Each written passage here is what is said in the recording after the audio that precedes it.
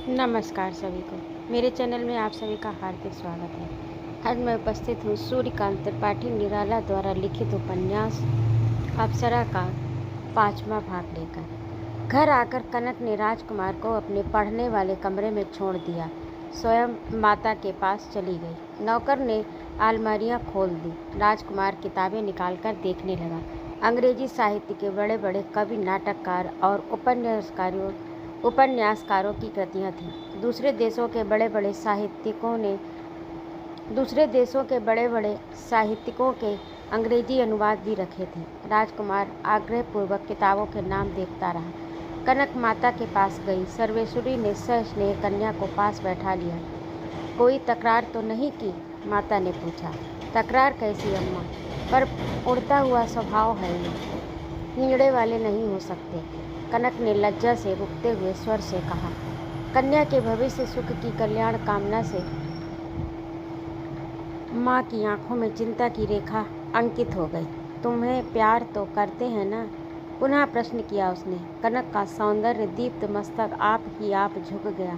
हाँ, बड़े सहृदय हैं, पर दिल में एक आग है जिसे मैं बुझा नहीं सकती, और मेरे विचार से उस आग को बुझाने की कोशिश में मुझे अपनी मर्यादा से गिर जाना होगा।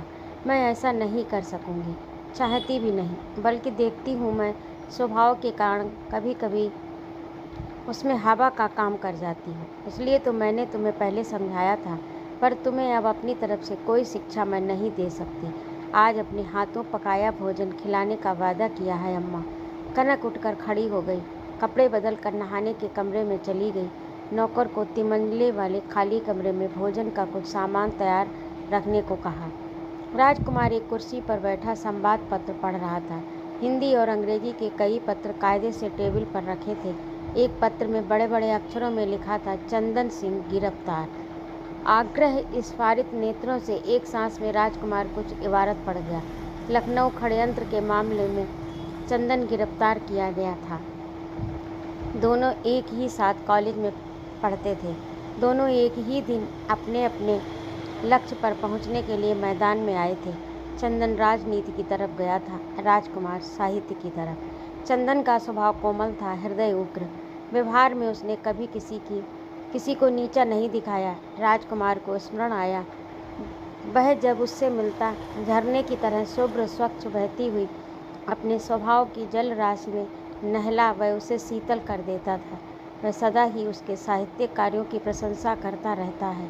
उसे बसंत की शीतल हवा में सुगंधित पुष्पों के प्रसन्न कौतुक हास्य के भी